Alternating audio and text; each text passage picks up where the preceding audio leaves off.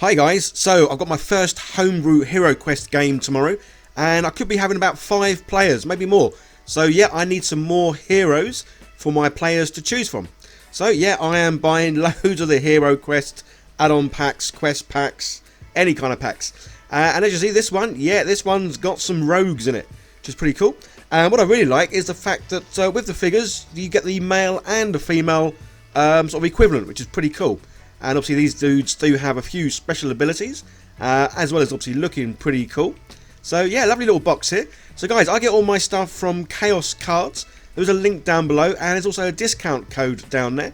Yeah, they are, I guess, my my local gaming shop, even though they're a little bit of a distance from me. I've been down there a couple of times. Lovely people down there, huge big shop, and yeah, tons and tons of stuff. Anyway, so back to this. Yeah, obviously, as you can see, I'm going to take the bases off, because if you've been following me for a while, you'll know I absolutely love clear bases. It would be different if I was just going to have these sort of sitting on my desk, but yeah, as I'm going to be playing with these miniatures, I do like to see, well, whatever's underneath. Especially the fact that I spent quite a bit of time 3D printing and painting the HeroQuest board. Yeah, I want to see all the lovely tiles and the colours underneath. So with this, yeah, it's pretty easy to cut these, to be honest, because they say the plastic they're made of is very soft. And even using this cheap tool, even though you can't quite see half of it because it's kind of like off the screen, yeah, even with this cheap tool, it just cuts through it like butter. So the one thing to obviously remember is you can take stuff away, but you can't add stuff. So it is a case of, as you can see, I'm sort of trimming around, getting nearer and nearer each sort of pass to the feet. Obviously making sure I don't chop any feet off, any toes, or well, or take the whole limb off. I've speeded this bit of footage up. I did go a lot slower than this when I was doing it in real time, but obviously, yeah, I've just sped this up just for a bit of ease. So there we go. Yeah, pretty close to their feet. So the last little bit, rather than using the little cutter sort of saw blade thing there, yeah, sandpaper makes things a whole lot easier. So I've got 2 types here, a rough one and a nice fine one. So with the rough one, start off by, obviously, I want to make sure their feet are lovely and flat, just because obviously once these are fully painted, they will be glued onto the clear bases. So yeah, we need some nice flat feet to do that. So yeah, good old rough sandpaper first, and then yeah, using the finer sort of grit one just to tidy up any burrs, edges, and basically make the thing look obviously nice and neat. And yeah, so I love how quick and easy this is to do, which is handy because I am going to be doing this to all the HeroQuest miniatures, the mobs, and obviously all the heroes. So I want to get these guys done for tomorrow. So I'm recording this as of today. If you're seeing it live today, it's Saturday. Yeah, so I've got my first sort of homebrew game tomorrow, which I'm really looking forward to, because I've not done obviously a homebrew game for years. I used to play D&D back in the early mid 80s, and yeah, all the games I used to play back then were all homebrew, and yeah, I love being a DM as much as a player. So with all the things that I'm painting with the HeroQuest, I am making them look, or using the same sort of paint scheme as their cards. So to start with, yeah, good old bit of slap chopping. Although I am going to do a video soon, guys, where I'm going to do, I think, 2 orcs probably. And I'm going to do them both a bit different. So one is going to be slap chopped, so good old priming black and then dry brush white, as I'm doing here. And then the other one purely, yeah, purely primed in white, just to see what kind of difference there is, because to be honest, I don't think I've ever primed anything in white and used the speed paints. Yeah, I think as soon as I got the speed paints, I'd seen the Slapchop style and just been copying that ever since. So yeah, it'd be interesting to see just how different they'll look. I'm kind of guessing the one with the prime in white will look a lot sort of brighter and lighter. But yeah, be interesting to see, well, just what the difference is. So there's not too many sort of colours really for these rogues. Very brown and, well, kind of whitish, I guess.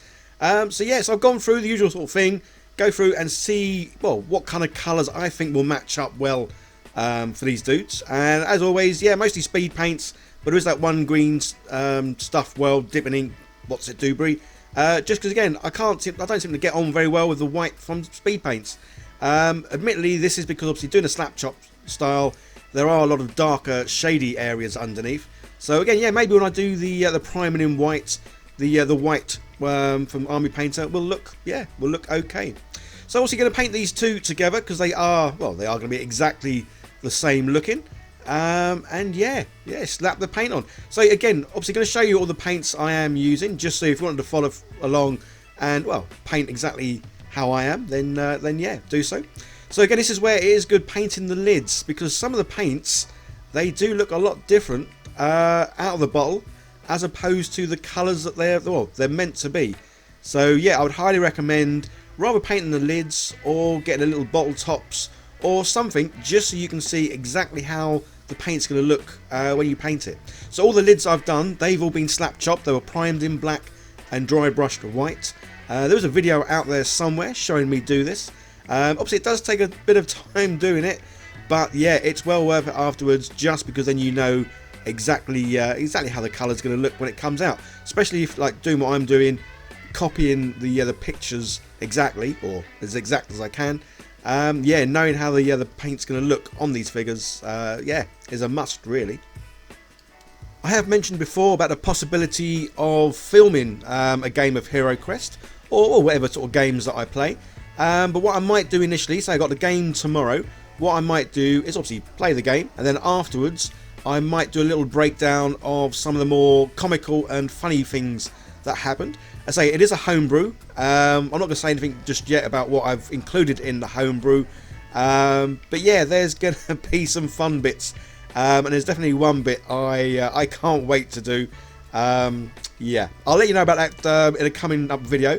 I say I might do a little highlight of how the game went, just to sort of see if that video does sort of get any views. Because I'll have to admit, guys, the videos I do of painting seem to get more views than anything else I do.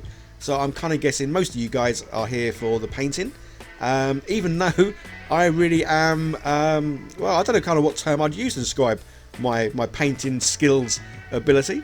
Yeah, middle of the road, I guess. Definitely not going to win any competitions, but I'm happy with the end results, and definitely tabletop ready. And that's what I love about obviously the army paint, speed paints, the whole Slapchop sort of style. It is a nice, quick, easy way of getting your miniatures from, well, grey, red, green, whatever colour they start off as, yeah, to being painted and ready for the table, which is just awesome. If you are new here and like what I do, it'd be great if you could hit that subscribe button and turn on the bell so you don't miss out on any of the videos that I produce, as I am currently producing a good 2 videos, maybe even 3 a week, as I'm really having so much fun with the HeroQuest board game figures. And I've also been making a variety of, well, 3D printed parts like card holders and hero card holders, and even like a little counter system for, well, tracking your hit points and how many dice you roll for damage and saves and all that kind of stuff. So yeah, some more videos of that kind of thing coming out very soon as well, as yeah, I am 100% completely overtaken by HeroQuest. I am still playing Kill Team with my mate as well though. So yes, we're getting a regular game of Kill Team every week, and ideally what I'm going to try and do is get sort of 1 game a month with HeroQuest. But again, it'd be like the good old sort of 6-hour sort of session. And yeah, definitely going to be doing some homebrew bits and pieces with that as well as soon, guys, I'm going to be doing making up some cards, some more sort of treasure cards, wandering monster cards, yeah, all that good stuff really. If you want to see me make the video of me making the cards, yeah, let me know in the comments, guys, because what I'm probably going to do is make up some sort of template in Photoshop, just so I can, well, easily mix and match and change things up, because I'm going to be printing or 3D printing some monsters and some heroes soon as well. So I want to make up some sort of like homebrew cards on them, just to sort of really have a nice variation in, well, what kind of character you can play, as what sort of creatures you can come across. So that's the joy with a homebrew. You really can go wild and mad and make things, well, exactly how you want them to be.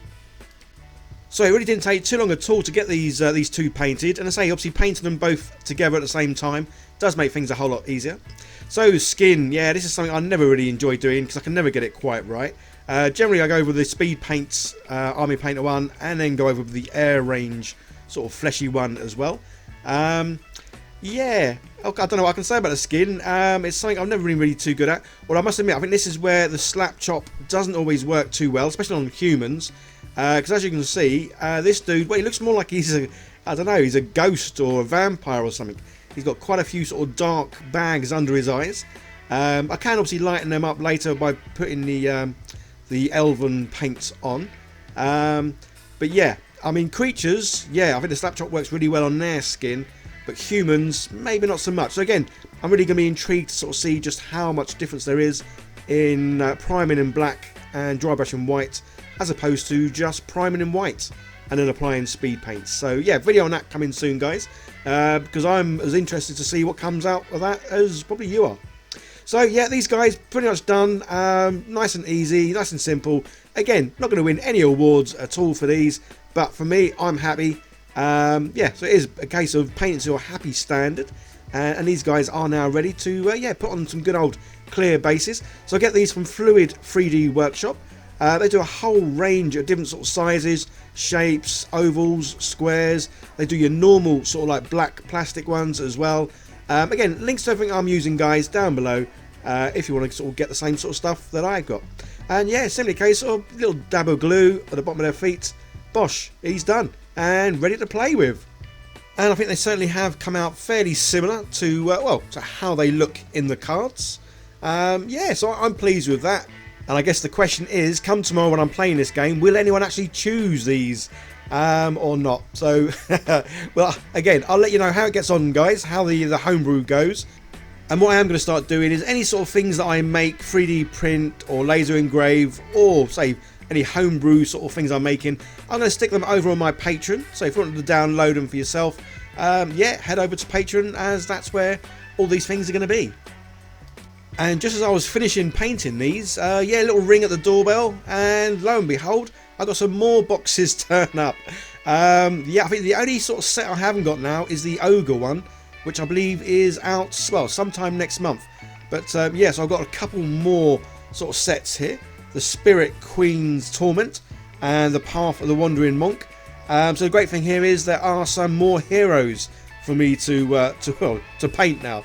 Anyway, guys, really hope you enjoyed the video. Don't forget to like, share, subscribe, all that good stuff. See you next time. Bye now.